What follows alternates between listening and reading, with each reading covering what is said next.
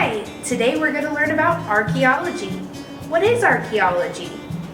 Some people think it's studying dinosaurs or rocks. That's like paleontology or geology. Archaeology is the study of the human past, and archaeologists dig in the earth or the ground to find artifacts that are made by humans to learn about how they lived. Today we're going to take a tour of our Digging Up History exhibit here at the DOS. And you might be wondering, why am I standing in front of a cabin if I'm talking about archaeology? The Newberry Cabin is part of an archaeology project that we did before moving it to our Pioneer Cabin Park at the DOS, which will be a living history park with 5 log cabins. This cabin was located in its original location, and so before we moved it, we wanted to dig around the cabin and learn about the people that lived in this cabin. An archaeology team from Weatherford College and the North Texas Archaeological Society helped us with this project, and we're going to explore some of their findings. But before we do, let's learn a little bit about the Newberry family. This is a picture from 1936 of the Newberry cabin. This little girl right here, her name is Pat. Pat Newberry lived in the cabin until she was a teenager in the 1940s. We're going to learn a little bit about Pat's family and their life in the cabin before we explore the archaeology. James and Mary Cowan Newberry had 13 children. In 1808, the family moved from South Carolina to Franklin County, Tennessee, and in the 1850s, 3 of their sons sold their land, loaded their family into covered wagons, and set out for Texas. They wanted more land to run cattle. Many members of the Newberry family settled in the newly formed Parker County, Texas. We're going to trace pieces of the Newberry family's genealogy all the way to the present. Land records play an important role in learning about a family's history. The cabin that eventually became home for the Newberry family is on the John F. Porter Survey. Abstract 1063. Abstracts were land records that showed who had claim to a piece of land. This was especially important in the early years of Texas. John F. Porter was one of the first sheriffs in Parker County, and he lived on the property as early as May of 1856.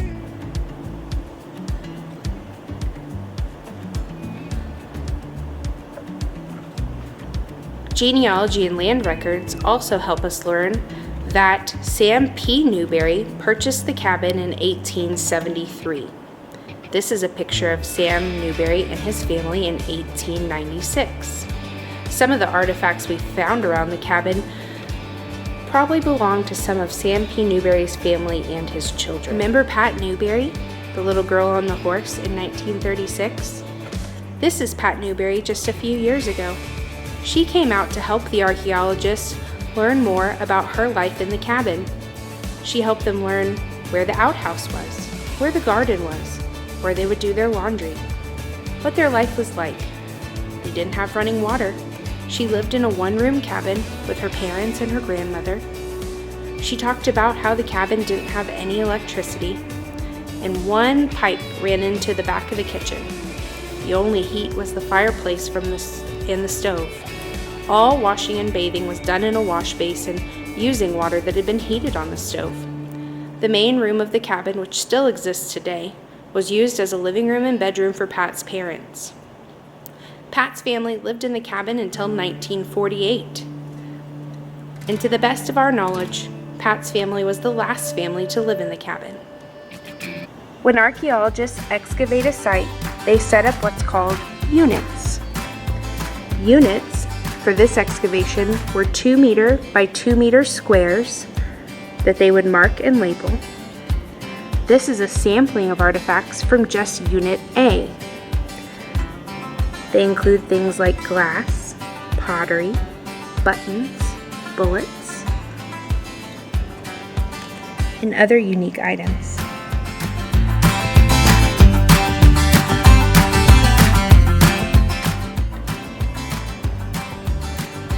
Once they complete a unit, they go back to the lab and start categorizing, labeling, identifying, weighing, and documenting all the artifacts they found. This is an important part of an archaeologist's job because without documentation, they aren't able to share what they've learned about the people that they're trying to research.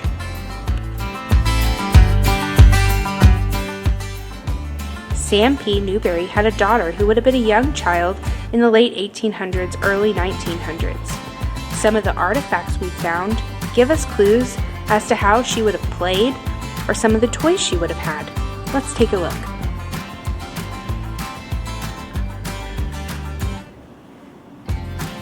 One interesting find is this child's porcelain teapot. This could have been part of a little girl's tea set. And then one of our favorite objects to share is this little bitty doll.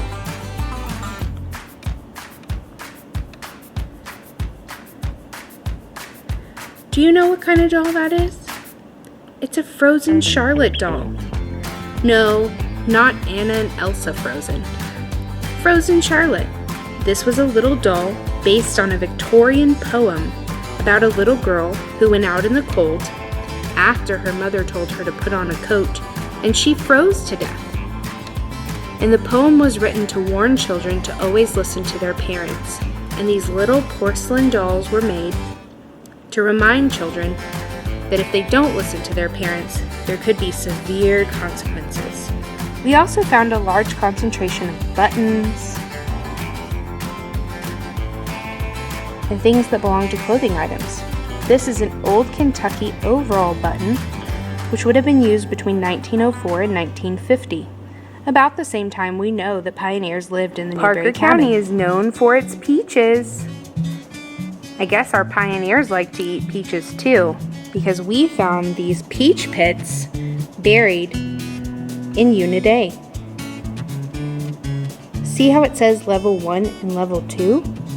That's how deep in the ground it was buried. So these are pretty old. They've become almost petrified. Okay, so one of my favorite things to do on the tour here at the DOS is let kids dig in our dig box. And when we reopen, I hope to see all of you come dig and find some really cool artifacts here at the museum. But until then, did you know that you could probably dig in your backyard if you ask your parents? Or we have a really fun inside dig that I'll show you in just a little bit. But before I do, let's talk about some of the ways archaeologists dig. They're not planting bushes or something, so they're not just digging up dirt and flinging it out. They wouldn't find all these cool artifacts. So they have a way that they dig that makes sure that they preserve the artifacts the best they can. Here's a fun way that I like to show people on a tour. So let's pretend my arm is the ground and my jacket is the dirt. So I'm not digging holes. I'm slowly scraping the surface, scraping dirt away. Oh, hit something.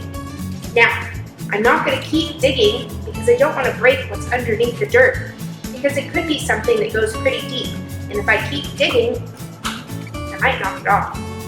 So I'm going to put my shovel down, and I'm going to pull out a brush, and I'm going to slowly try to brush the dirt away to reveal what's underneath.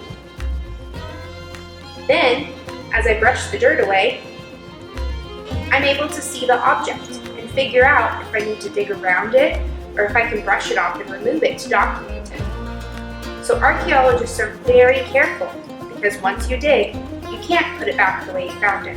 So you have to make sure that you're taking extra care when you dig. It's really important for documentation so that you're preserving history. One excavation project that was really cool was we found an entire pathway behind the cabin that probably was one of the original ways that they walked out the back of the cabin. Let's take a look. So this is a photograph of the back of the cabin, and you can see this pathway started probably off the back of the kitchen, which is no longer there, but was there when Pat Newberry lived there.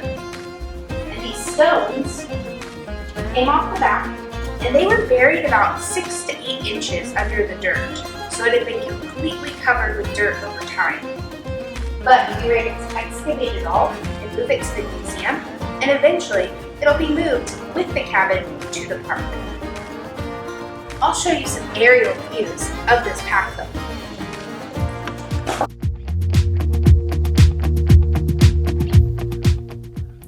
Here's a fun archaeology project you can do at home. All you need is a chocolate chip cookie,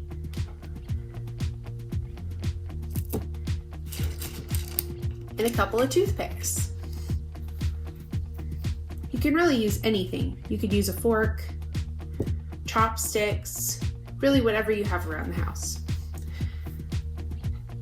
First, what you're going to do is you're going to try to excavate or dig out all of the chocolate chips in the cookie.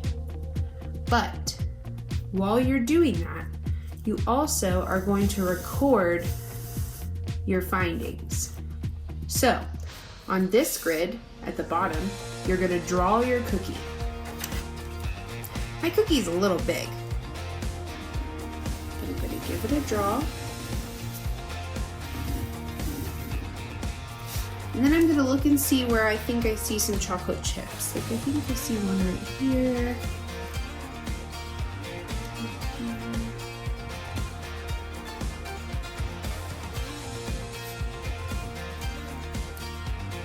Why are we recording all these chocolate chips to see on the outside before we even start digging? Well, one important thing in archaeology is once you start to dig, the dig site or your cookie will never be the same again. Once you start to disturb it or take it apart, you can't put it back together the way it was. So you want to do a good job of recording all the information that you see before you start your dig. Okay. So those are the items I can see from the surface. Now, as I start to dig, I'm going to place my dirt, my backpile dirt. These are going to be your cookie crumbs in this box. And then I'm going to place any artifacts I find or chocolate chips in this box. And at the end, I'll count how many artifacts I find.